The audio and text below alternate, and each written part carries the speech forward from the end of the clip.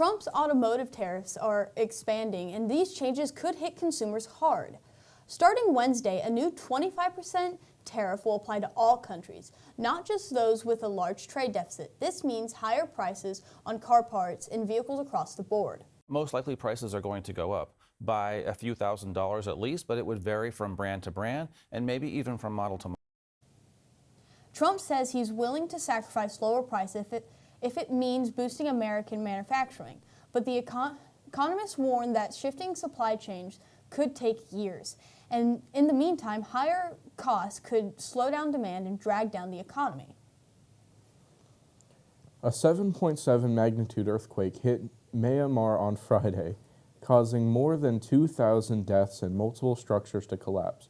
Bear News' Abigail Scribble has more on the story. Bangkok sits more than 621 miles away from Myanmar, but during Friday's earthquake, a high-rise building still fell.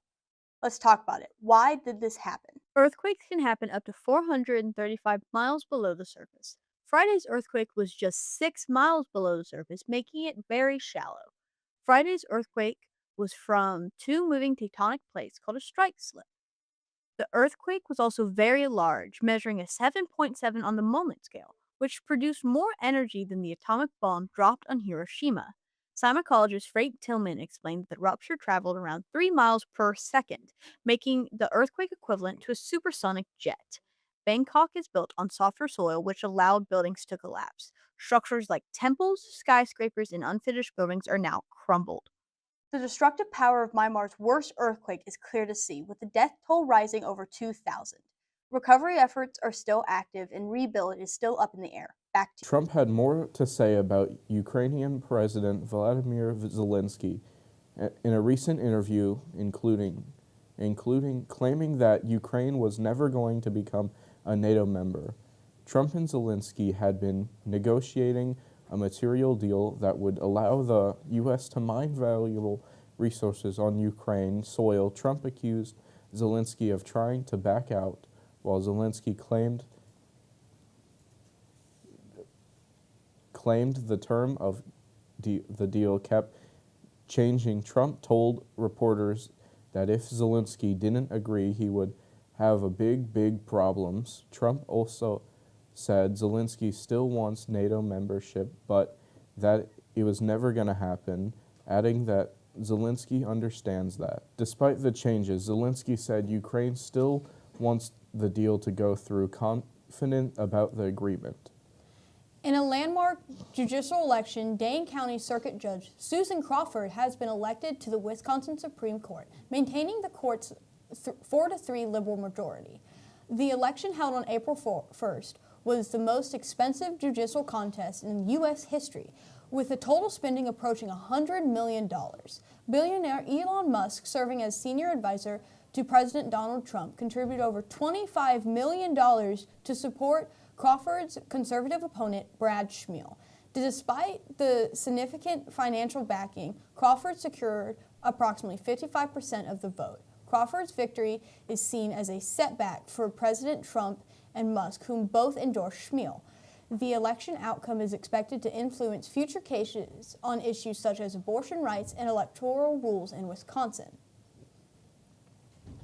This result has prompted discussions within the Republican Party about strategic adjustments ahead of midterm elections, as Democrats view the outcome as a rejection of extremists and outside influence. This past Monday, a fire broke out at a Tesla dealership on the outskirts of Rome, Italy. The fire destroyed 16 Tesla electric vehicles, and police are suspecting arson to be the case. European Tesla sales have dropped 49% within the first 2 months of this year. Some attribute the decline to Elon Musk's affiliation with the Trump administration, but it isn't just Europeans seeing pushback. Musk's role in the Department of Government Efficiency, or DOGE, has sparked outrage across the United States. Protests against Elon Musk and Tesla have been at more than 200 Tesla dealerships nationwide. States with large demonstration, part of the Tesla takedown campaign, include Montana, Ohio, Indiana, Colorado, and New Jersey. We're out because we want Elon Musk out of our government and out of our lives. I mean, who is this guy? The world's richest guy comes in and just starts taking a wrecking ball to our government? No way. Protests continue to spread, with 11 demonstrations planned to be in Washington. With the federal DEI ban now in effect, the University of Michigan has rolled back its DEI efforts, disappointing many students. Some students say the university's commitment to inclusivity was a major reason they chose to attend. The closure of DEI offices and reassignments of staff have left many feeling disconnected and unwelcome. University officials say they plan to fund student-led programs and expand mental health services, but there is no clear timeline for the action. I was just so horrified by that happening. It's just I think it's a real failure. While Michigan is the first university to implement these rollbacks, the future of DEI programs nationwide remains uncertain, as colleges face pressure to comply with federal rules. Similar cuts could spread. With some students relying on programs for scholarships and support, the impact of these changes could be significant.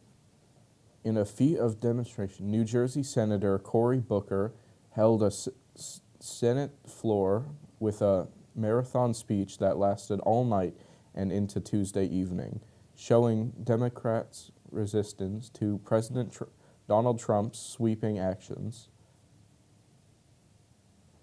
Booker took the Senate floor Monday evening, saying he would remain there as long as he was physically able.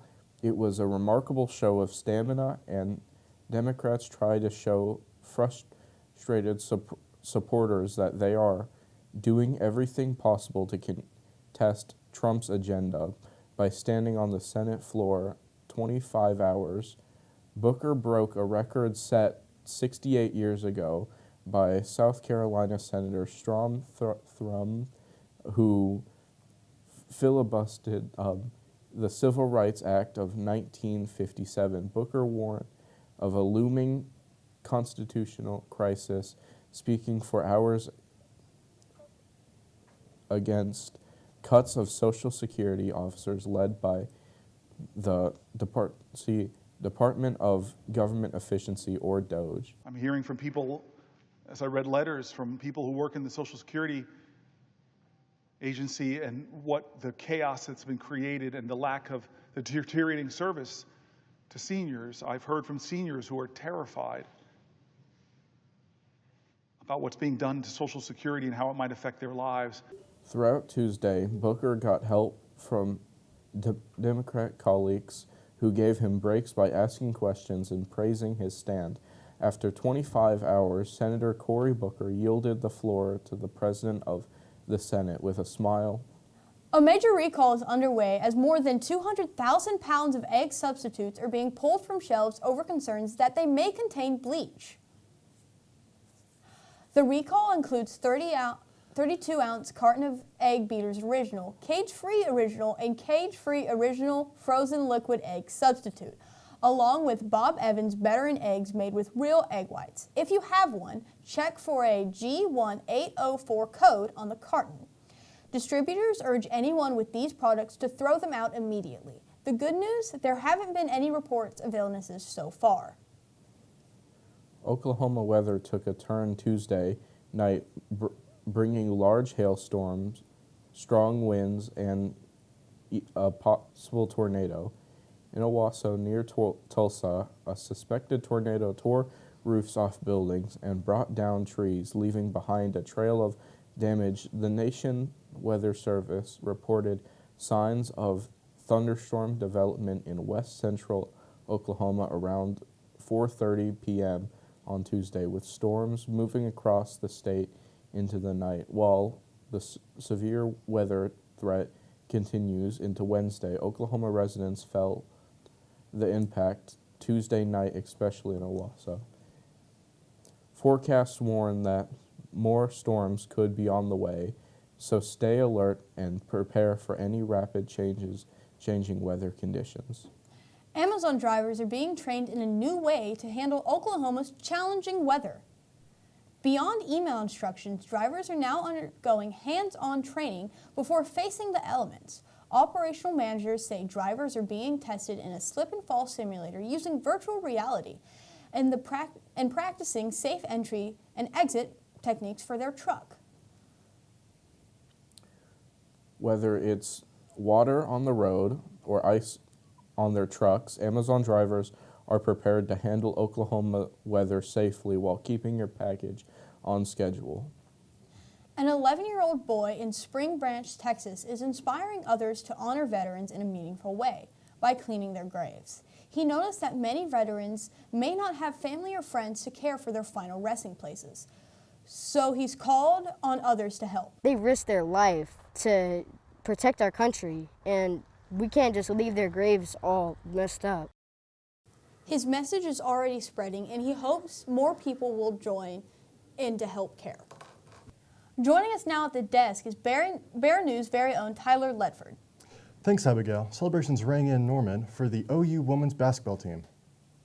For the first time since 2013, Jenny Baranchek and the Lady Sooners punched their ticket to the Sweet 16. The Sooners kicked off their March Madness against FGCU with an 81-58-point win. In round 2, OU faced Iowa, where they dominated with a 34-point lead win against the Hawkeyes, coming into the Sweet 16. The Sooners started off strong, leading UConn going into the half, but the Huskers outpaced the Sooners in the end. The Sooners went 11-5 for their first season in the SEC and finished and tied for 4th in the regular season Monday. The University of Oklahoma announced Trey Young will be joining the Sooner staff. The former Sooner and fourth-time NBA All-Star was hired as an assistant general manager for the OU men's basketball program. The Norman native will assist in negotiating player contracts and recruiting high school and transfer portal candidates, along with a generous $1 million donation to the program. Thank you for watching Bear News. I'm Tyler Ledford. And I'm Abigail Scrable, signing off.